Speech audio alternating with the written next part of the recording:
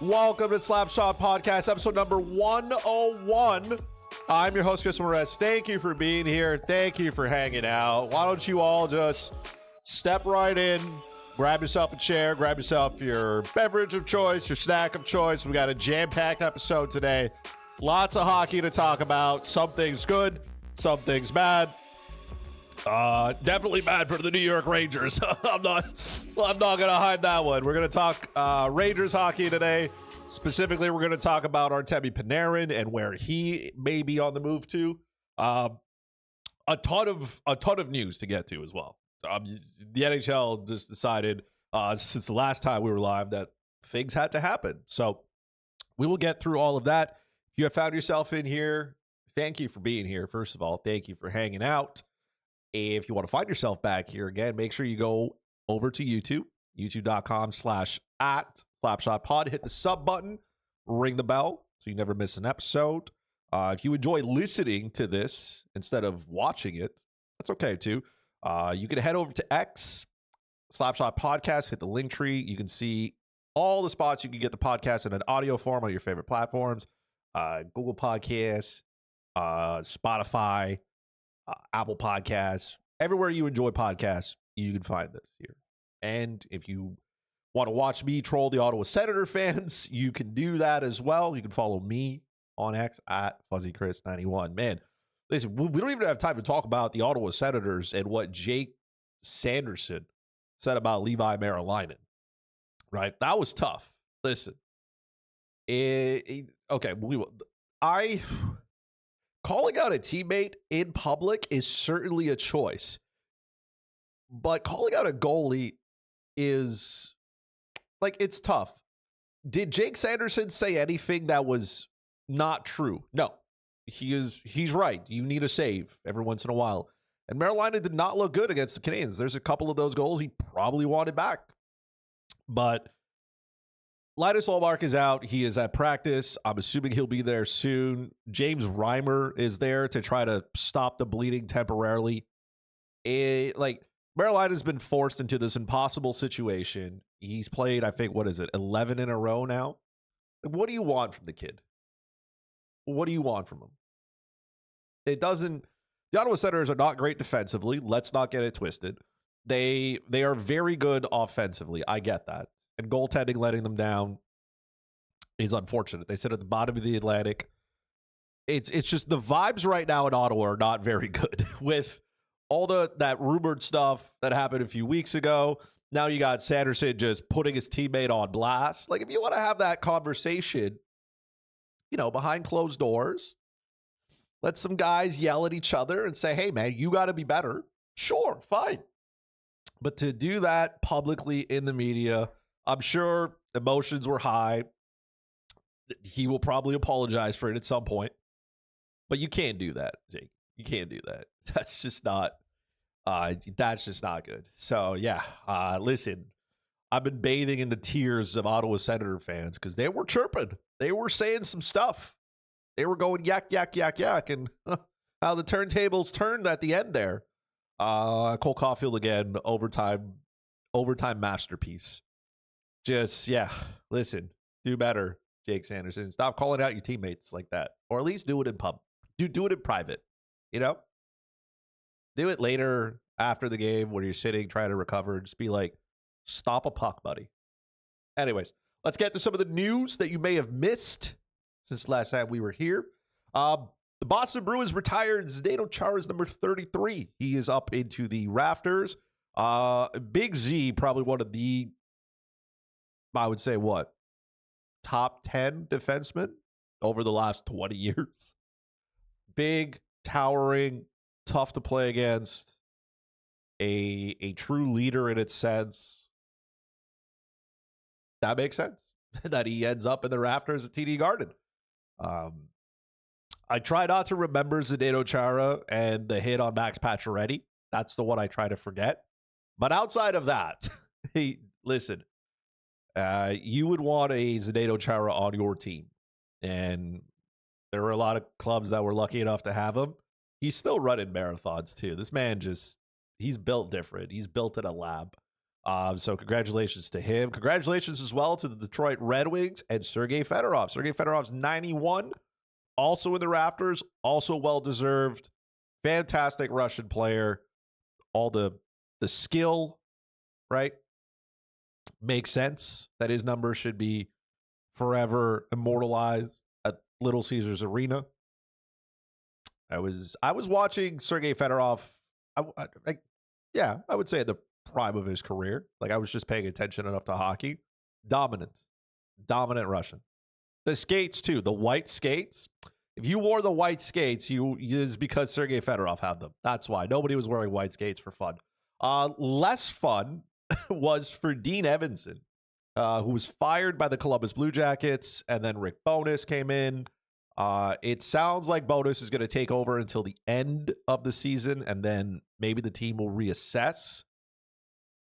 A couple of things here. One, Dean Evason did come out and say he didn't see it coming, and maybe he thought it was a little bit unfair, which I would agree with.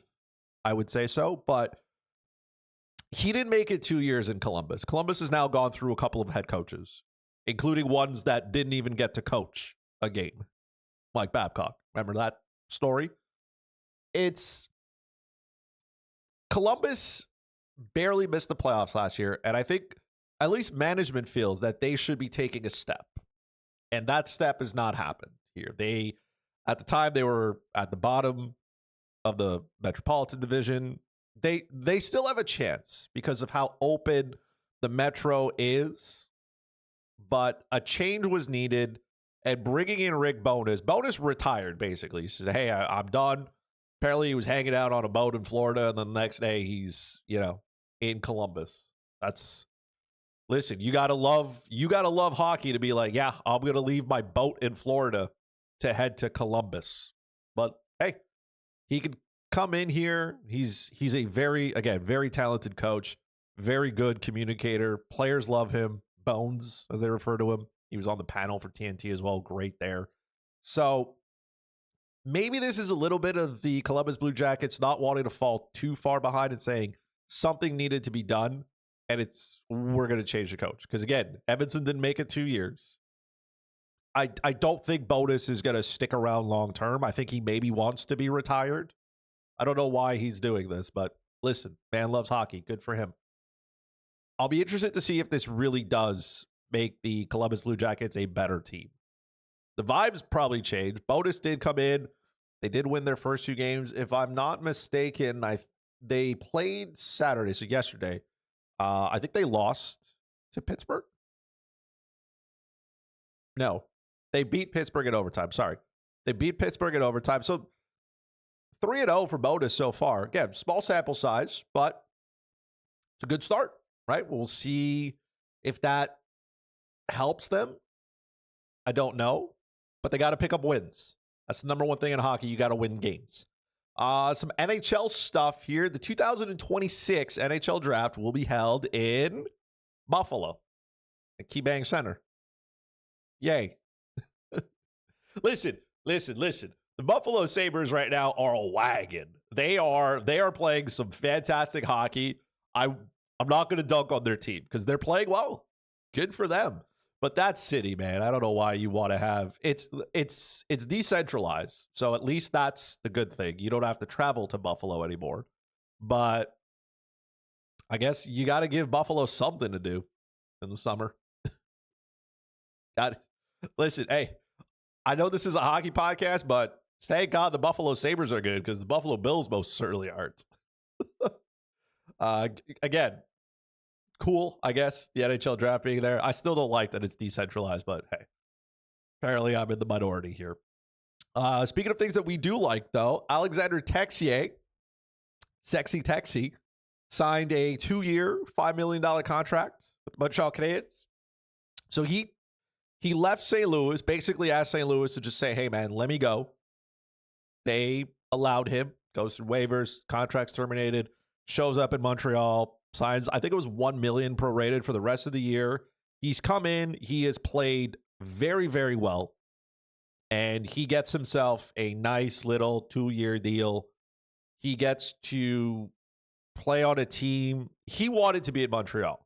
And I think that is something that a lot of players have expressed, is the want and the desire to be here and the willingness to take a little bit less money to do so. Could Texier have gone out on the market and get a little bit more money had he put together, like, if he continues this trend with the Canadiens? Probably. But he's also betting on himself here. He gets a small contract. The Montreal Canadiens, if it doesn't work out, they could, trade him. They could move him. It's not the most impossible task here. And if Texier does play well and he wants to go somewhere else and, make more money, he's still young, right? Like, he's what, 25, 26, I think? He's not going to be a, 40-goal scorer, but he can play his role. He has some offensive skill. And he comes into Montreal and he's on the top line with the big boys. He's finding the back of the net and he's getting a little bit of power play time, and just a W win for him. He bet on himself. He continues to bet on himself. The vibes are good. He's having fun. So no risk to the Montreal Canadiens. Not much to Texier too. If he plays well, bets on himself, his next contract can be bigger. That's what you love to see, right? And finally, things that are not as fun, not as cool. Leo Carlsson is expected to miss 3 to 5 weeks with a leg injury. I don't know specifically what it is. He had surgery for it. It's for something. I'm not a doctor. But 3 to 5 weeks is unfortunate. Leo Carlsson having a fantastic season. The Ducks have been free falling. And now the injuries are starting to pile up. Leo Carlsson being out a minute is tough. I also want to see how this affects, because he was named to Team Sweden for the Olympics. Now that is in question. If it's 3 weeks, maybe he could get away with it. But if he's going towards the 5 weeks, that's tough. Very, very tough for the Swedes. I don't like when talented players go, like, just the timing of the injury and everything. Like I said, the Anaheim Ducks are really struggling here, but this hurts them, hurts Sweden. I was excited to see him go and participate, but we'll see if he does make it there or not. But that is the news of the week. We got through a lot of things here, so I'm glad we were able to do so. That's what you may have missed if you were living under a rock. Now, let's get to what we are all here for. We are going to talk poorly about the New York Rangers. And listen, I'm not even mad. I'm bathing in those tears too. I ain't crying for that franchise. I ain't crying for it. But management, Chris Drury and management decided they were going to release another letter. Remember the letter in 2016, Jeff Gorton and the boys about, the rebuild and things that were going to change? Well, 10 years later, here come the Rangers. Boom, another letter. The Rangers have sent out more letters in the last 10 years than the Toronto Maple Leafs have advanced past the first round. Think about it. Not like none of that is good, by the way, just in case. Like, that's not a dunk just on the Leafs. It's a dunk on the Rangers. This was a team that was supposed to compete in the Metro. They have not done that. They have been getting pounded. Igor Shesterkin is hurt. And I think even Ranger fans, you could agree with this. The way that Igor was playing made the Rangers look not as bad as they are. Now that he's not there, poor Jonathan Quick, he just wants to go to the rink, play once a week, collect his money, and here he is being throttled out there to play, getting absolutely steamrolled by every team that comes into town. Like, Jonathan Quick has not won a game since I think it's early November. I don't remember the date specifically. Early November. We are mid-January. Like, that's not good, folks. That's bad. So, letter comes out, and Drury's like, hey, some names are going to be, we're going to do a retool. We're not rebuilding. Because, why would we do that, right? There's no proof that rebuilding works, right? Of course there is. But the Rangers decided they're going to retool. And it makes sense. Because last year they traded for JT Miller. And they gave Igor a bunch of money. And they still have some veterans on some pretty expensive contracts. So you can't start selling everybody. But they've decided that they're going to retool. And one of the names that came out was Artemi Panarin. And sources say that he spoke with management and they said they're not going to offer him a contract. They're not going to try to re-sign him. There's a good chance that, they're going to trade him before the deadline and they're going to try to accommodate him as to where he may want to go. Because don't forget, he's got a no trade clause. No move clause, I think, as well. But again, how the mighty have fallen. The Rangers are going to try to retool and they should probably be rebuilding. But hey, look, if they want to be mediocre for another 10 years, I'm in. I'm in. I'm okay with it. So I decided to take a look at this and say, well, Artemi Panarin is still a good player. He's 34, I get it, but he's not fallen off the face of the earth. He is still an excellent passer. I know he's making a ton of money. What is it, like 11 something? Hold on, let me work with some real numbers here. Where are the New York Rangers? How much is he making? He's making a lot of money. 11.6.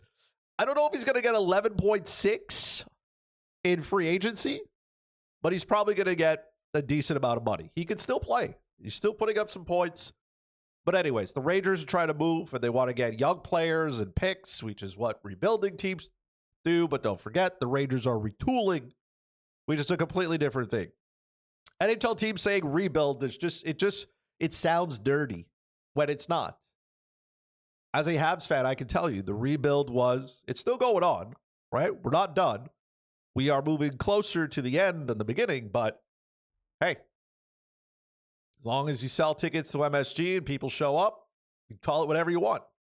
So let's look at 5 teams, okay? These are my 5 teams that I think Artemi Panarin could end up on, okay? Now, we're not going to look at it from a trade perspective, okay? Because I don't know what these teams could possibly offer. We are going to look at it from a cap standpoint, right? Which teams can do it along with the cap space? Teams that also have assets to be able to do so.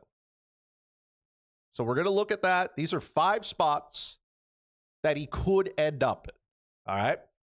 Now, again, I am no expert, but if I was Artemi, these are the 5 teams I would at least, if they called, I'd think about it. I'd be like, yeah, if you could get it to go there, I'll go.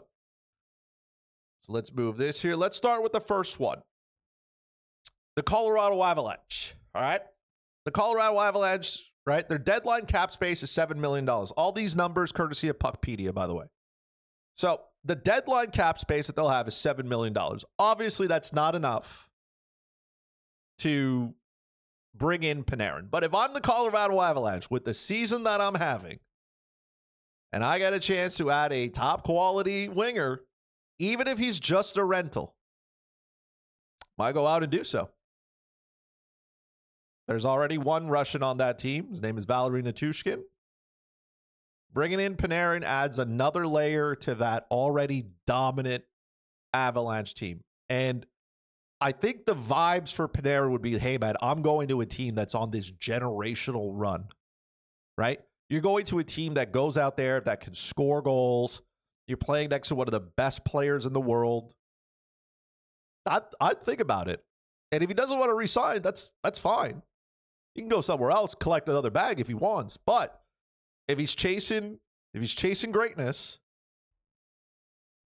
I would seriously think about the Colorado Avalanche and, whatever they got to give up. Colorado's not out here worrying about what picks they got to give and, if they have prospects in the system. They're out here to win today. The goaltending has been good. The power play has struggled, which is the only thing Colorado can't figure out. So bringing in Artemi Panarin maybe helps that. Alleviates some of the pressure off McKinnon. Alleviates some of that pressure off Makar. Colorado's come back down a little bit to earth here, but they are dealing with some injuries. Game Landeskog's out of the lineup. So if I'm the Colorado Avalanche, I'm on the phone trying to figure out how this works. And if I'm Artemi Panarin, I'm thinking about how I can get myself to Colorado. If he's willing to go back west for a couple months, chase a Stanley Cup, right? He played in Chicago, so I don't think he's got a problem going Central Time. Again, it's possible. The cap is not ideal, but Who wouldn't want to be a Colorado Avalanche right now? I certainly would want to be one. If I'm not a Hab, if I'm not on the Habs, I'm on the Colorado Avalanche. That's the wagon that's going on right now. All right, that's the first one. Here's the second one, the Tampa Bay Lightning, because why not? Right now, the Tampa Bay Lightning, you're going to say, Chris, how in the world are they going to get this to work if they have $1.5 million in cap space, deadline cap space? Guess what? The Tampa Bay Lightning don't care about cap space. Why would they care? That's a fugazi. It doesn't exist. It's made up. The cap doesn't exist to the Vegas Golden Knights and the Tampa Bay Lightning. We've seen Julien Brisebois facilitate the cap in whatever way, shape, or form needs to be done. Now, Tampa Bay, again, is dealing with some injuries. All right? Braden Point got hurt. I get it. Victor Hedman's been out of the lineup, but the Tampa Bay Lightning have been on this absolute run. I think they've won, 11 in a row now? 11 or 12? They're at the top of the Atlantic. This team is just good. They find a way to win. And every year they're going to try, they're going to be competitive. And if Brisebois can get a rental, he's going to do whatever he's got to do to move it, right? That's it. Picks, doesn't matter. We don't need those. This guy once traded what seems like 6 million picks for what's that guy's name in Boston there? This is going to, hold on. What's this guy's name in Boston? You all know the name, by the way. You all know who I'm talking about. He came over from Nashville, just didn't even matter. Oh my God, I can't. Hold on. Tanner Jeannot. There we go. Took me a minute. I got there. I know some of you were screaming it. Tanner Jeannot. Remember when they gave up 1 million picks for Tanner Jeannot? You're telling me they wouldn't do the same for Artemi Panarin? They'll find a cap way to work. Not to mention there's some Russians on that team. 2 fantastic ones in Nikita Kucherov and Andrei Vasilevsky. So if I want to go hang out with some other Russians for a little bit, why not? Down by the beach. Don't forget, Florida is a no income tax state. Apparently that matters. Again, I don't know if Artemi Panarin hangs around after that, but he wants to chase the Stanley Cup and he wants to stay on the East Coast. He wants to be in the sun and have a good time. Hey, nothing wrong with that, right? The Tampa Bay Lightning are for sure they're in it. You know they are. They're going to go out there and do whatever they got to do to make their team better. And the salary cap just doesn't exist. Whatever it is now, don't worry about it. Don't worry. They'll figure it out. They got some of those intelligent cap gurus there, crunching numbers in their Excel sheets. They'll figure it out. All right? Tampa Bay would be the second spot. Third spot, the Detroit Red Wings. I know. You didn't see this one coming, did you? Couple of reasons why I think Detroit could be a good fit for him. One, listen, they have $59 million in deadline cap space. Okay? They have some money. Now, it was reported that Steve Yzerman was in the discussion to acquire Quinn Hughes, but he wasn't willing to pay the price unless Hughes signed an extension. And Hughes, I guess, didn't want to, or that didn't materialize. So, Yzerman has built this team. Detroit's in a good spot to make the playoffs, okay? The scoring 5-on-5 has been a challenge, but their power play is good. And bringing in Artemi Panarin makes that even better. He can also help you 5-on-5. Not defensively, but 5-on-5. You also have a ton of money. So if you did want to kind of sign and trade, you could do that as well, right? Don't forget, Patrick Kane is on that team. So is Alex DeBrincat. You know, maybe a little Chicago reunion in Detroit. He gets to stay in the East. He doesn't go that far. Yeah, Steve Yzerman's a respected man, and he can get paid. If he wants to take a shorter deal, maybe collect another $9 million, Detroit's got the money to do so. They can most certainly add him at the cap without having to break their bank. So Again, if that's I don't Detroit's not better than the first two options, but I think there's something here if he wants to get paid. A sign and trade, if that's how he wants to do it, maybe the Detroit Red Wings is the path that he needs to go down. And again, they're a good team. Nothing wrong with that. Hang out with some, former boys. He gets to play with some talented players there, right? Lucas Raymond is there. Dylan Larkin. He's not going to a team that's, nobody's around him. Good structure. He's going to move right into a top power play unit role. Nothing sacrificed for him. And again, could potentially get paid as well. So, good spot here for Artemi Panarin. If he wants to, he can. If he doesn't, that's okay. Maybe he'll enjoy this team next. The Utah Mammoth. Now, listen, I know what you're saying. You say, Chris, hold on a minute. Now, I know. Listen, Utah is not the Arizona Coyotes, okay? They're not. The Utah Mammoth are willing to add players and make this team better, okay? They are in a gauntlet Central Division, okay? At best, they can get third in the Central because the Wild are now down Joel Eriksson-Ek, Matt Boldy. They're both on IR. So there's some holes now for the Minnesota Wild. But Mikhail Sergachev's there. There's a Russian at least. There's one. Right? This whole team, and this goes back to Ryan Smith as well. They are willing to spend money. They're willing to go out and get free agents and make this team better. They have owners with deep pockets. And this team is not here to just they're not the Seattle Kraken, okay? They're not here to just, have a good time. They want to compete, they want to win. There's a good young core of players here as well. Do they have that elite game breaker? I don't think Clayton Keller is that. Very, very talented, right? Cooley's on this team as well. I know he's hurt right now. JJ Peterka's here. There's lots of things you can like about the Utah Mammoth. If I'm not mistaken, is Utah also a no-tax state? I got to keep up with this. I got to put them on a post-it, but I believe so. And they got $26 million in deadline cap space. Now, from a trade perspective as well, if I'm not mistaken, for Utah, they have the capital to do so in terms of picks. So in the draft coming in 2026, they have a first-round pick, they have 3 second-round picks, and 2 third-round picks. They have some capital. They probably have guys in the system as well that they can move to the Rangers. If the Rangers are looking to acquire picks without having to retain money, Utah's got them. And bringing in a name like Artemi Panarin, I would, to be I don't know if you want to call it the face of the franchise, but that would most certainly be a very big signing for this team. And it would immediately help their top 6. Immediately. Their offense is good.